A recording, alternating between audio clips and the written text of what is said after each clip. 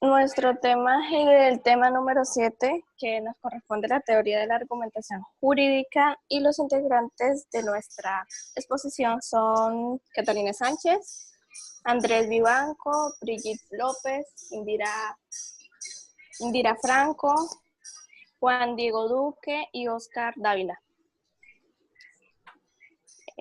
Pasen la diapositiva. Ok, bueno, vamos a comenzar hablando por la biografía de Robert Alexis. Es un filósofo de derecho, jurista y alemán característico de derecho público y filósofo de derecho de la Universidad Christian Albert de Keynes, hasta que se retiró a finales del 2013 en virtud de estos aportes de la argumentación jurídica, la teoría de los derechos humanos y fundamentales y la filosofía de derecho, así como las críticas del positivismo jurídico, y considerando uno de los más importantes filósofos del derecho en la actualidad. Pasa.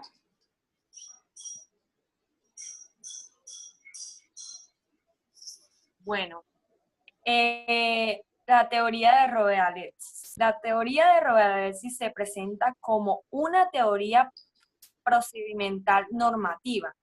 También distinguen dos tipos de niveles, que viene siendo la justificación interna y la justificación externa. Y hay dos niveles de justificación externa. La justificación interna es todos los problemas que se relacionan con la justificación interna han sido discutidos en la teoría del derecho bajo el concepto de silogismo jurídico. La justificación interna se lleva a cabo con la ayuda de las siguientes reglas, que viene siendo el principio de justificación formal, que exige que se observe una regla en la que se establezca una obligación según la cual todas las personas que se ubiquen dentro de una misma categoría deban ser tratadas de la misma forma. La segunda viene siendo que para fundamentar un juicio jurídico se debe recurrir por lo menos a una norma universal. El juicio jurídico se debe derivar lógicamente por lo menos de una norma universal junto con otra afirmación. En la cuarta es cuando exista duda sobre si trata de una hipótesis general o de una hipótesis que establece excepción a una hipótesis general, debe existir alguna regla que lo decida. En la quinta encontramos que una norma universal debe ser en vía de la deducción detallada a tal grado que no deje lugar a duda que cierto caso real constituye una realización de la hipótesis en ella prevista. En la justificación externa, el propósito que sigue la justificación externa es la fundamentación de las premisas que se utilizan en la justificación interna. Dichas premisas pueden ser de tipo muy diferentes, como sigue siendo la regla del derecho positivo, afirmaciones empíricas o premisas que no son ni afirmaciones empíricas ni reglas de derecho. A estos diversos tipos de premisas corresponden distintos métodos de fundamentación, que viene siendo el fundamento de una regla del derecho positivo.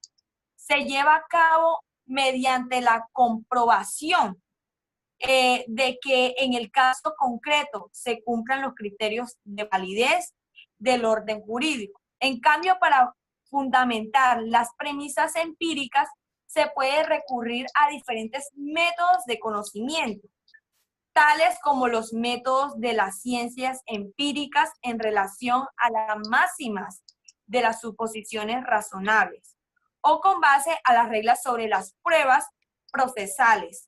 La fundamentación de aquellas premisas que no son ni reglas ni afirmaciones empíricas contribuyen al desarrollo de lo que se conoce como argumento jurídico. Por favor, la otra diapositiva.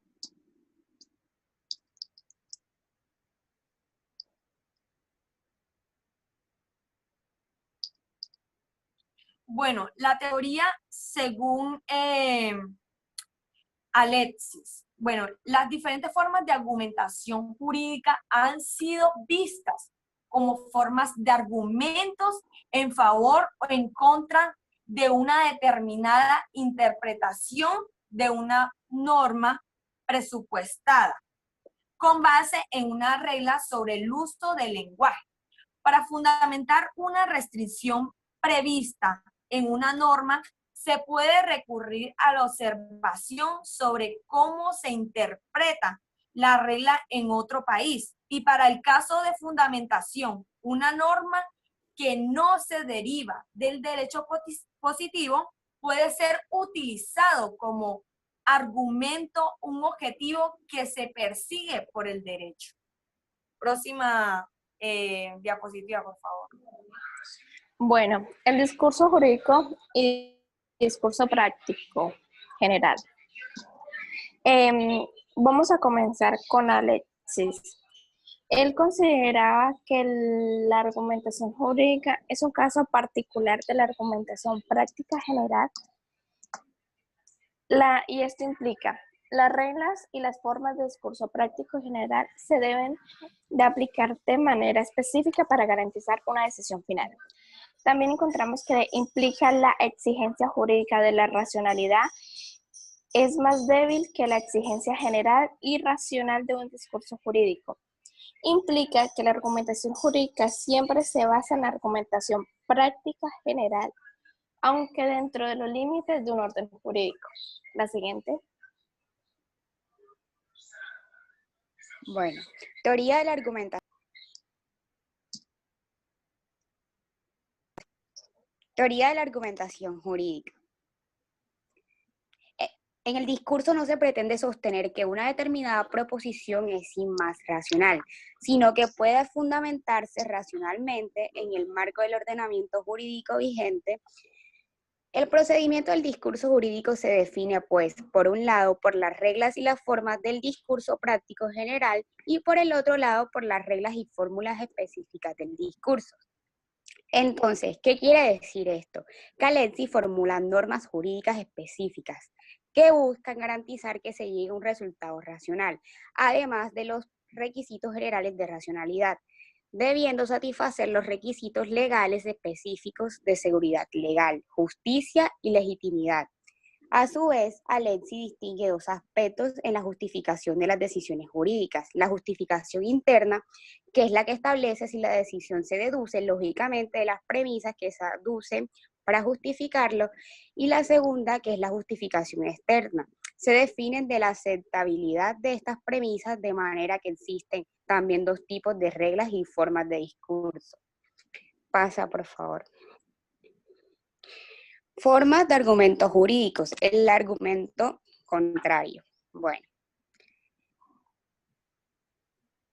El argumento contrario justifica excluir la aplicación de la consecuencia jurídica prevista por una norma para un determinado supuesto de hecho a otros supuestos de hechos diferentes a los expresamente mencionados por ella. Pasa. A continuación les voy a hablar del argumento analógico que bien trata Robert Alexis en el capítulo. Pues, ¿qué es el argumento analógico? El argumento analógico se basa en comparar casos problemáticos con claros motivos en los que se pueden explotar sus similitudes y sus diferencias. Cuando hablo de ejemplos claros me refiero a casos por decirlo de alguna forma, no controversiales, en los que al tomar una simple semejanza entre ambos casos o objetos, en cuyo caso se pueda ver cierto tipo de argumento analógico. En la imagen podemos ver la estructura de este argumento analógico, que es A, B, C y D. Todos tienen las propiedades de P y Q. A, B, C tienen todas las propiedades de R. Por lo tanto, probablemente D tiene la propiedad de R. Un ejemplo más claro sería las películas de Dogville, Murderland, Bailando en la Oscuridad y Melancolía. Todas son películas de un director Lars von Trier. Entonces, ¿qué pasa? Se asume que las películas Dodgeball, Manderley y Bailando en la Oscuridad tienen guiones muy interesantes. Por lo tanto, se asume que Melancolía tiene un guión interesante. ¿Se asume por qué? Porque estas películas tienen varias semejanzas, que es que tienen un mismo director. En eso consiste lo que es el argumento analógico. La justificación interna.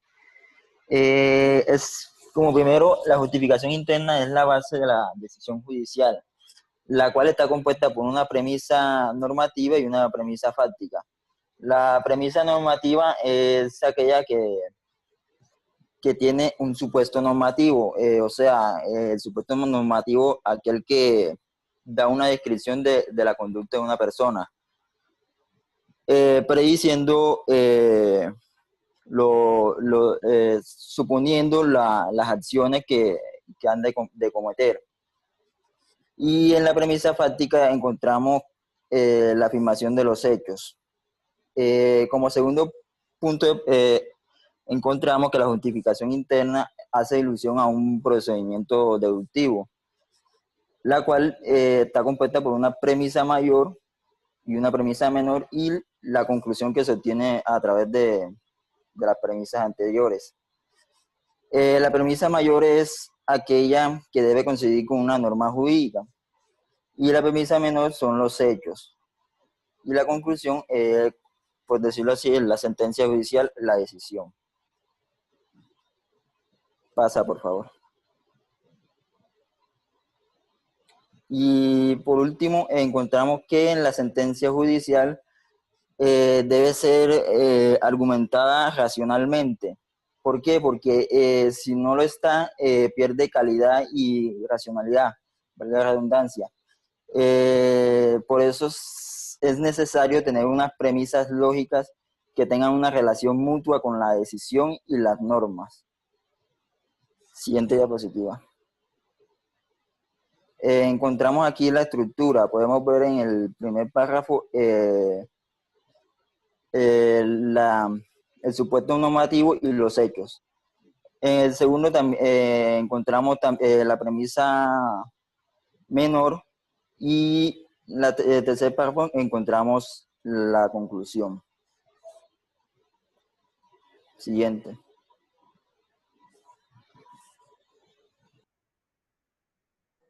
Bueno, ahora me toca a mí explicar lo que es la justificación externa. Bueno, la justificación externa se refiere a aquella que se orienta a darle fundamento a las distintas premisas que conforman la justificación interna. Como ya se nos explicó antes, está compuesta por una premisa mayor y por una premisa menor. De este modo, lo que se busca en la justificación externa es argumentar acerca de la validez y del soporte jurídico que tiene la premisa normativa, su interpretación y la existencia o no de los hechos presentados. Entonces, en base a lo que ya dijimos, se puede decir que se somete a una prueba de carácter más o menos en lo fundamentado por las premisas.